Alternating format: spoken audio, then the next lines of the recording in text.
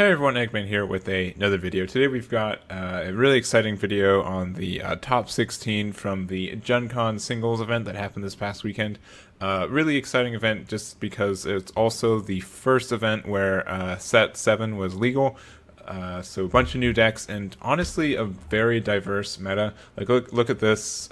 There's what 1, 2, 3, 4, 5, 6, 7, 8, 9, 10 leaders who made it into the top 16, and I think the top 8 was each a different leader, which is awesome to see.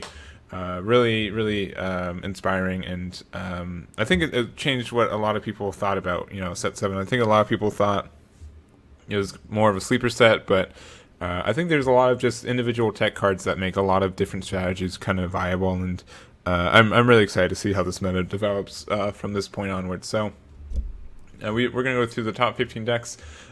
Something to note real quick, the 16th deck, it was, the Decklist wasn't, the picture of it wasn't taken correctly, and so some of the numbers were cut off, but it was also a Janemba deck, so of all the decks to get hit, I'm most happy it's the Janemba, just because we pretty much know what those decks look like right now. But still, shoutouts to Derek Petrovsky.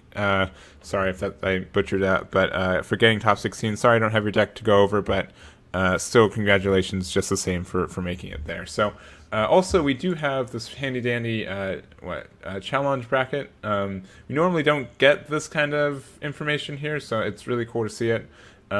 Just how the top 16 boiled down and then standings from there. This is going to be in the description below if you need that information, but yeah, we normally have to kind of scrounge out like, okay, who got top 3 and then who played who kind of stuff, but being able to see this and then being able to cross-reference it with your with this to see how the matchups went on. So for example, Max played against Thomas, and Max was playing Toa, and Thomas was playing he was playing Scuffle Time Blue Dende, so we could see that Toa beat it 2-0. So cool stuff there. Yeah, let's just go into the deck list. So first we've got Max Canteen's first place Toa deck. Toa was the most played leader for this, with only 4 of the top 16, so a fourth of people were playing it, which is nothing too degenerate in any way. So but most of the builds are kind of, I don't know. It's kind of approaching Janemba in the sense of we have a really strong core and then just individual tech choices from there. And if you see it, then you win your games, right? So pretty much being able to run a bunch of these 1-drops. We got this new Supreme Cloud Time Regulator, which is a blocker, which can help out some matchups. And just being Toki being able to find anything you need. So if you do need a block, you can find it. These Supreme Cloud of Times, I bet, help out a bunch of matchups, that are trying to be more aggressive in that way. And yeah, nothing too crazy. These decks are a little bit limited on what they can play as well. I like the Force Ejection Mass Stain in the side. I think that a lot of decks are trying to ramp right now, especially like the Goku Blacks and Masu decks. I think those could be kind of rampy, and so being able to hit them there, and also just the fact Shenron Gogeta is also a threat. So I like that idea. A 4-star on the ball in the side, 4-star ball on the side, just because that's what's popular right now to troll your opponents that are playing skillless. Let me make sure I know what this invasive power mirror does real quick. Overwhelm for 5. It's just 1 energy double strike. All right, nothing, but then you can give it crit. Okay, nothing too crazy, but a nice one of. So yeah, it's a pretty solid deck. We also have got this is Spencer Bryan Celeste. Shoutouts to him. He's from my area. He got top 16, which I think is great, and he's running the deck I pretty much would be running right now if I had all the cards.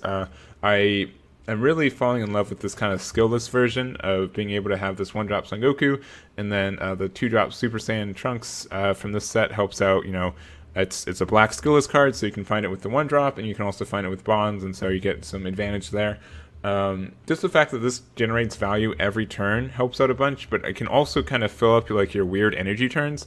So many times when I'm playing this deck, I have 1 or 2 energy that I don't know what to do with, and Goku can just fill it up so much. Like if you can play it for 1 and then get some value back from there. You can also, if it's already on the board, you can pay 2 to get a 30k or 20k. The big difference between, I'd say, my list and this list is that I probably would run 3 of the 30Ks, just because being able to summon a 30K on turn 2 is still obnoxiously, hard to deal with a lot of the time. So I think it's worth going off color a little bit for it. But other than that, I think this list is super solid. Nice, hate in the sideboard. Black Mass Sand, I think, is going to, have a comeback just because they are great at, deterring the 3-drop counterplays that are probably going to be popular from now on. So there's that, and just super solid list. Also being able to run, Dimension Support Trunks can help out, just getting this for free, and then it's 20k crit, and you're already kind of doing some hand advantage kind of stuff. So love this deck, and congrats to Spencer on his finish. Next up, we've got this is Caesar's, right? Yeah, Caesar's. And this one's looking a little bit more familiar to Max's. I'd say the difference is that he's running the Toa Dimension Leaper. So this is a blocker revenge that has a counterplay. And let me make sure I get this right. So first, you do have to pay the 2 energy to do it. I know there's a lot of people arguing about that, but choose 2 cards when you drop here, send them to your warp, play this card. Something else I think this could be good at is that just filling up your 2-drop turn, but also being able to just kind of get the little push to get to your Awakened side sometimes. But yeah, just a pretty good card. And something else is that Revenge gets around Barrier. I don't know if I'm not sure if that's how niche that is to people, but for example, so like a good counter to this is that if they drop like the Gogeta 7-drop, you can counterplay it with this, and then they can't attack because this blocker Revenge can blow up the Gogeta. So that's a good play there. He's running the Dark Power Mass Sand in the main, which I think is okay.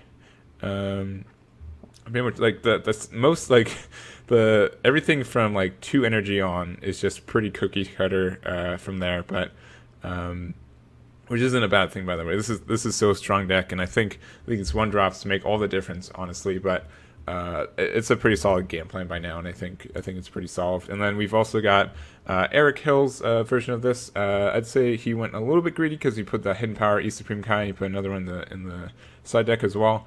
I think that's fine. I think having any like between, I don't know, less than 10, I'll say, cards that aren't black, I think you can get away with this leader. It's a little bit inconsistent at times, but I think it's totally worth it to get the power when you need it.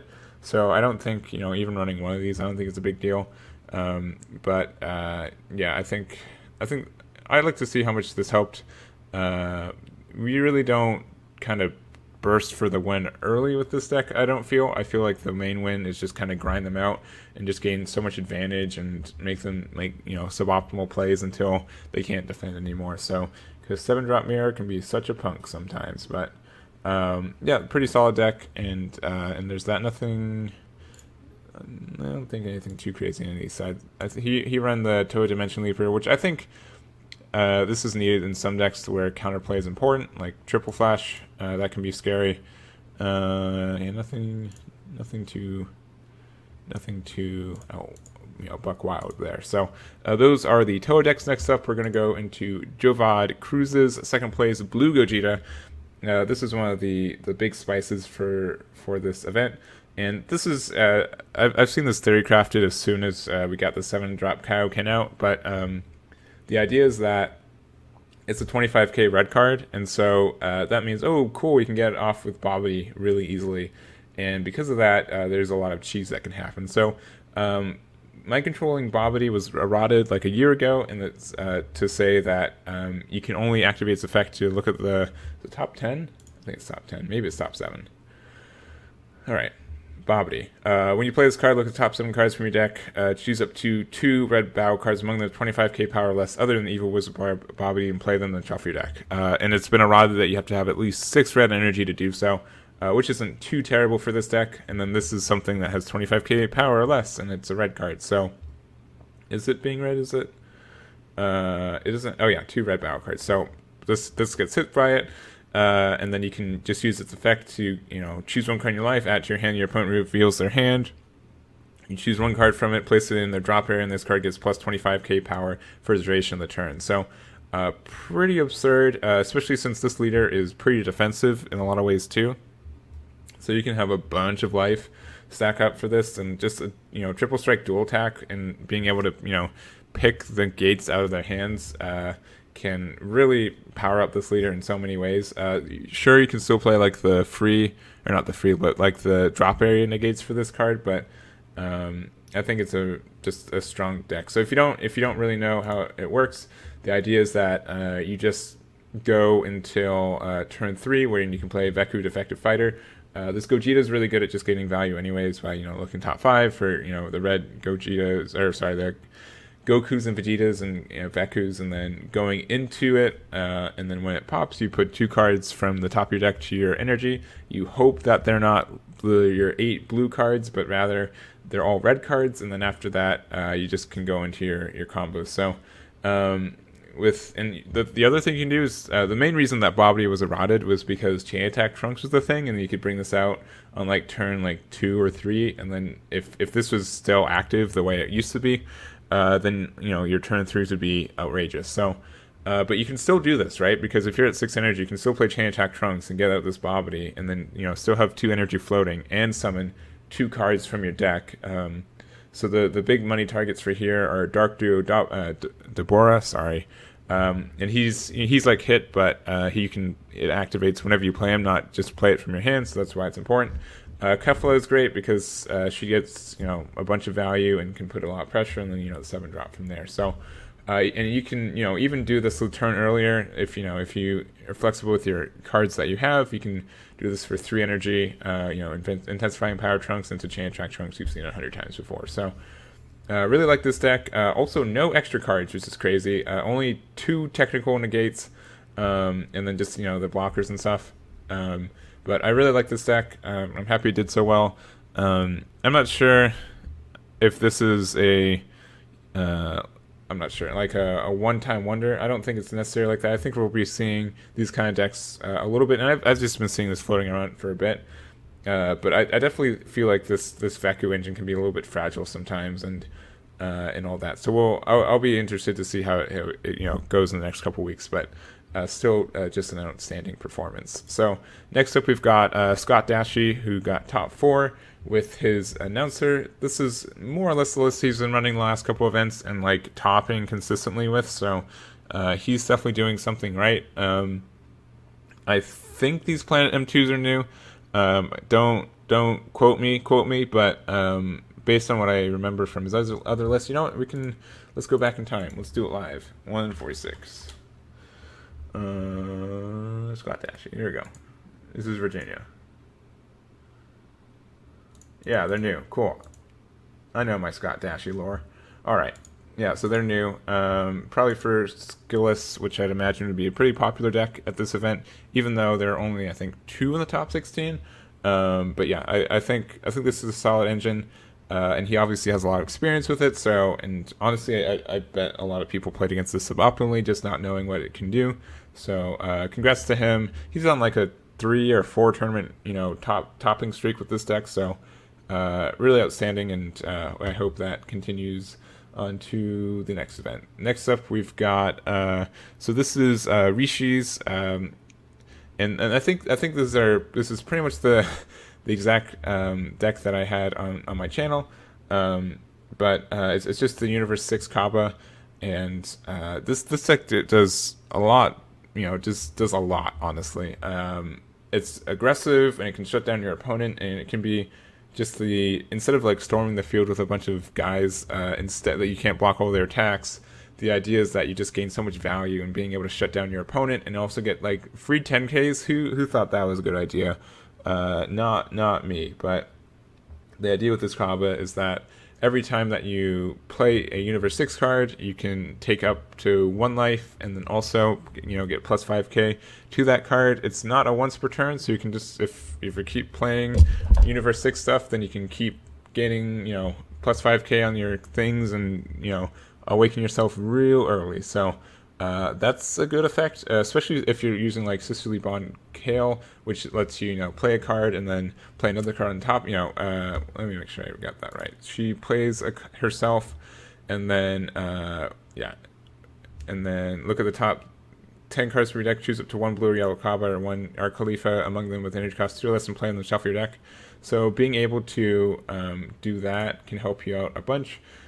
So for 2 energy, you get 2 cards and also Awaken for 2. So that helps you out. And then there's just so much potential with evolving these 4-drops on top of things and really just going from there. So I feel like this deck is pretty powerful. Probably a really good aggro deck moving forward, and probably kind of sets the pace of the game, I think, is a good way to say it. So cool deck there. If you want more info, look at the previous deck on my list or on my channel with the Universe 6 stuff. So, and then we also have another one, which is let's see, Michael Graves. He ran this version of it, and I'd say this one is a bit more of a mid-range greedy version. He's running the 7-drop Meteoric Energy Kale, and also the hit Pride of Universe 6, the Champas in the main, and also the hit After Image Master, and also the secret rare. Based on my experience with this, I think it functions the best as an aggro deck. It has some like mid-range and control strategy, especially like the let me make sure I know what the leader does on the backside. Alright, so on the backside, so this card gains plus 5k power when all your opponent's energy is in rest mode. This is during either player's turn, so if you tap out and this will get your leader or something, then boom, it's 5k. Draw a card when you attack. When your opponent's leader card attacks, if all your energy is in rest mode, choose up to 2 of your opponent's energy. Cards chosen with this card skill can't be switched to active mode during your opponent's next charge phase. And then also auto once per turn when one of your skills switches an opponent's battle card or energy to rest mode, draw 1 card. There's so many things that put things to rest, but getting back to the topic, so being able to do all that, playing the Champa for 2 energy, putting something to rest, then you get a draw card from Champa, and then you also get a draw card from your backside because you put something to rest. That's just a lot of value, and it can be pretty absurd. So all that's great, and I think it's just a functional deck. And then also, I do really, as much as I think Kaba is the best as an aggro leader, I really do like this Meteoric Energy Kefla in being able to kind of make like a mixed condition. So to explain that real quick, so Kefla says, let me find out. Let me get this right. So this is Union Patora for 1 yellow on top of a blue Kale and a yellow Khalifa with energy cost of 4 or more. Has barrier, and then it has Aegis, and then when this card activates Aegis, choose up to 3 of your opponent's energy and switch in the rest mode. So it kind of, if you're also awakened, it kind of makes this kind of weird condition where essentially your opponent either attacks with their cards with all their energy tapped, and then your leader effect goes off and they have 2 less energy next turn, or they swing without all their energy tapped, and then you have the potential to tap all their energy with the super rare, or simply they just don't attack. So I think this is a great card for that ability. It just kind of locks down your opponent and just makes them just choose what's the worst poison in that kind of sense. So I really like that. And I guess it kind of pairs well with the hit Pride of Universe 6 being able to just unawaken your opponent for a turn, and also just choosing your opponent's battle cards to send to the warp too. I think it's great. I think the aggro version's a bit better, but I think there's a lot of merit for this mid-range, and it's something I need to explore some more. So shoutouts to Michael for that and for playing this really well. So, and like these 4-drop Vegetas, these can be so deadly. Being able to just play this and then lock 2 of your opponent's energy for free, one also having a dual attack, it's just so spicy. So, alright, next up we've got, so this is Robert Rizzi's top 8 pan. This deck is also like just straight fire. I really like this. So the backbone the cheese combo, I'd say, for this deck is the Son Goku and the Piccolo. So the Son Goku is a 15k, just 15k vanilla. That, but Pan can bring it up to 20k when you play it, and then you get to draw a card. And also, Piccolo's Special Beam Cannon Unleashed says if you have a green Son Goku with a 20k power in play in your battle area, and this, Piccolo isn't in Piccolo's Special Beam Cannon Unleashed isn't in play in your battle area, you can play this card from your hand and, without paying its energy cost. And then active main once per turn, choose one Son Goku card with 20k power or more in your battle area and place it in your zone and drop. Choose one. Choose up to one of your opponent's battle cards with energy cost of 2 or less, ignoring barrier, and KO it. If you KO a card, your opponent chooses 2 cards in their hand and places them in the drop area. Choose up to one of your opponent's battle cards and KO it. That's the other one. So either you can go like plus like 3 with this and just destroy their field and, you know, just a bunch of cards in their hands, or you just destroy something that's really obnoxious. So I really like this combo. I think it's awesome. Shoutouts to Robert or whoever made this deck for him. I'm not sure if he made it himself. I believe there's a video out there. I'll try to link in if I remember. Please look out for that video. I think they would go way more in detail about this deck than me, but I think it's a really cool combo there.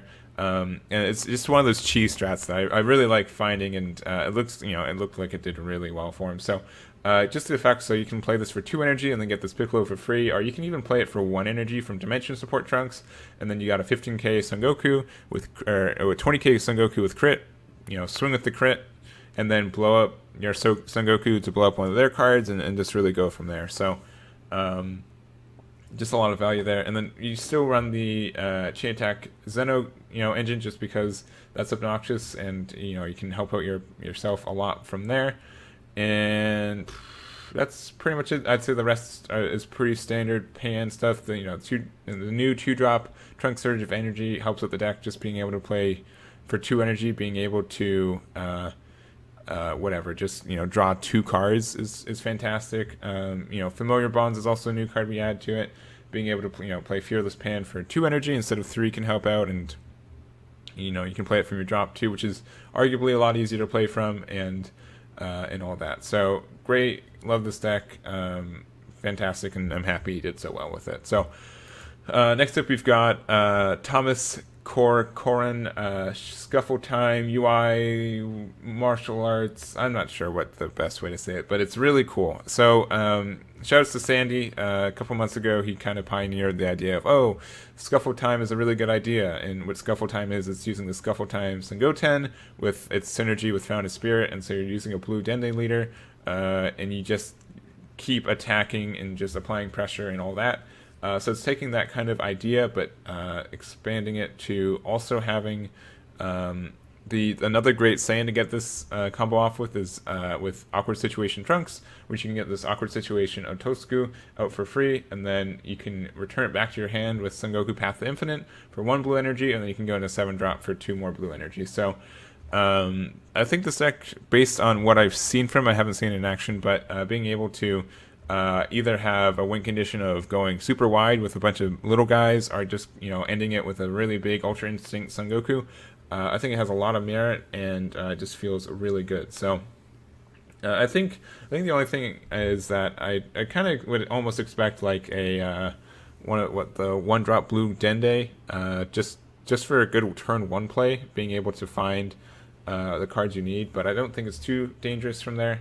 I don't know. Maybe just because you're running so much World Martial Arts Tournament, it could help you out a little bit there. But other than that, I think this is a pretty solid build. So I'd say the thing that worries this deck out a lot is the 2-drop Goku that stops other 2-drops from attacking. The feature rare from Clash of Fates, it's escaping me right now. Trying to be the greatest. Yeah, I think that's his name. But he can stop a bunch of 2-drops from attacking, so the Scuffle Time Sengoten could be in trouble, or also just like Nimbus can hurt it. But I think like having this alternate win condition can help you out a bunch too. So other than that, we've got Trunks Hope Renewed in the side. Is that good for like you get some draw from Sensu Bean? Is there anything else really? Not, and I guess Dimension Magics too. No Dimension Magics in main. You crazy. Yeah, seems fun. Seems like a good deck. I'll be interested to see. Like, I don't know. I could even try it out myself. I've got these cards. I've got nothing to do next week. But yeah, it looks like a fun deck, and congrats to one more time. Sorry, Thomas for running that. So next up, we've got our Kid Crews. So we're kind of winding down. So this is Brandon Winters, Kid Crew. Nothing. I'd say like these last 5 decks are pretty vanilla of what we've been seeing previously, but I think there's some merit to them. So we've got probably one of the, like, if we look at both these, they're both blue-yellow. I think blue-yellow is, decidedly the best version of these decks to run. It helps out a lot. This one is of Brandon is more of like ramp to Gogeta, which I think Gogeta is probably the best way to run Kidku right now.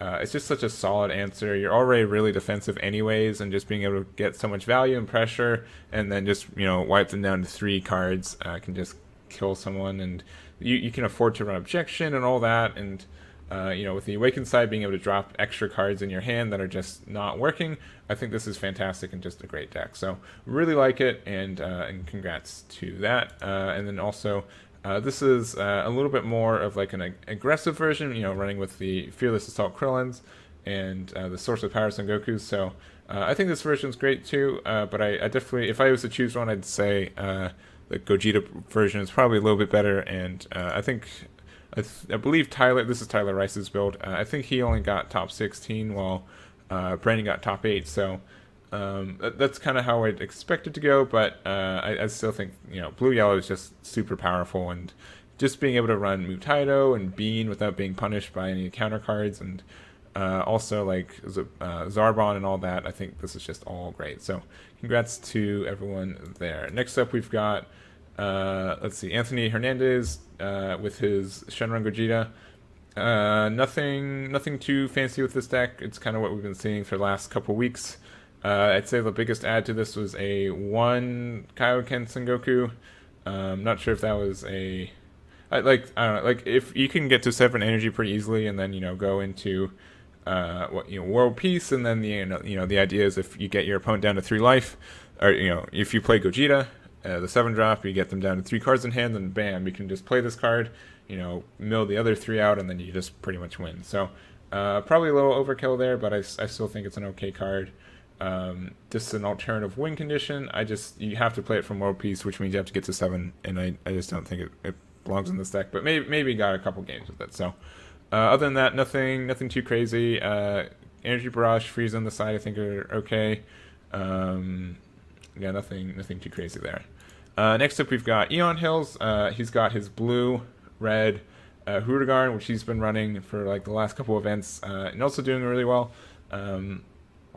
I think Chain-Attack Zeno is good right now, and so I think this deck did well because it had access to that, to be honest. And I'd say Huragarn is probably the best. If you're going strictly to trying to Chain-Attack Zeno every game, Huragarn is probably the best deck for it, just because it has so much cycle. And also the effect that on the Awakened side, once you have 4 or more energy, being able to just like neg 1 in hand too. Every time you swing with this guy on Awakened side, you go +2, which is absurd, and just really helps out this deck. So really like it, and I think Blue Reds has been good for a while, and I don't think it's gonna be bad. Like, just as long as Chain-Attack Zeno is around, I think this deck is gonna be somewhat relevant. So there's that, and congrats to Eon. And then lastly, we've got a Broly BR. Yes, we got one. Jonathan Treveras was able to make it top 16 with this deck. I'm not sure what his record was for the day, but it's nice to see that, I always feel like right now, like the last couple events, we got to have like a Janemba, we got to have a green Broly. And I think this deck is still great. There's not... I don't know, I think it's more fragile than ever, and not being able to, run more than 1 Cold Bloodlust hurts the deck a lot. But since that you have so much cycle with this deck, a little bit more consistently, so that can help out the deck a bunch. I don't know how I feel about Planet Vegetas. I think Frieza's Army might have been a slightly better call, Frieza's call, but because what would you be looking for? Like, you'd be looking for Paraguses maybe, or like your super combos. I don't know. I don't think it's a good call. Like maybe, yeah, I think Frieza's call might be better, just so you can go back in the 1-drop without having to, take the 2 life to summon it. So, but other than that, I think this is a good build. And maybe even like playing like the new 1-drop, the counterplay from hand might help out too. So, but that's not here, it's there. So, because you'd be able to play that with negate from hand and just drop a card from hand and just keep going. Yeah, I'd recommend trying that too, but maybe we'd have too much extra cards. I don't know. 4 Broly control mechanisms probably too much. You can probably drop one of those too. But yeah, so like he's got Frieza's Calls on the side and Crusher Balls on the side too. I really wonder why he decided playing Vegeta in the main. I don't 100% understand that, especially like unless he just felt like he wasn't finding his pieces enough. But even though I think there were some better yellow cards, but like even Whis, just so you'd have like some combo cards. I don't know. I'm gonna end the rant. We're done with these lists. So yeah, that's gonna be it for me. Really excited about what this event what the results were. Shoutouts again to Max Canteen for winning the whole thing with Toa. It still makes me laugh how well Toa's been doing after like the first week or two after she was announced. People were like, "Oh, she's gonna be so bad." I mean, like to be fair, maybe her as a leader is bad, just the archetypes carrying her. But it's funny to see how much she's being played and how successfully she is. But yeah, this has been a lot of fun looking at these decks. They're all pretty unique. And in their own little way, so that's nice to see, and just being able to go over them has been really refreshing, honestly. So I think there are a lot of decks right now that people are considering that aren't even seeing play right now. So I expect to see the next couple of weeks go from there and see how great they've been. But yeah, that's going to be it for me. So thank you guys so much for watching, and I'll catch you all next time.